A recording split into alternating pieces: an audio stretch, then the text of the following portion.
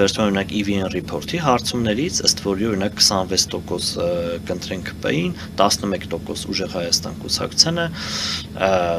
6% Գագիկ Ծառուկյանի այդ տապանին եւ 4%-ի կարգի մոտավորապես Քոչարյանին։ Բայց մենք պետք է նաեւ ուշադրություն դարձնենք, որ միշտ էլ այս հարցումների թվերը իրական այդ ընտրությունների արդյունքների հետ իրենք ավելի փոքր են ելնում։ Հետևաբար եթե մի քիչ մեծացնում ենք համամասնորեն այս թվերը, հասկանում ենք, որ այս 4%-ը բայց մենք նույն իրավիճակում ենք, ինչ 21 թվականին, որովհետև նախ ես ասեմ, մենք պետք է հասկանանք, հա, որ օրինակ առողջ ուժերը, արևմտամետ հենց տեկուս, չկարողացան համագործակցել միմյանց հետ եւ ընդհանուր բևեռ ձևավորել։ Այդ քննարկումներից շատերին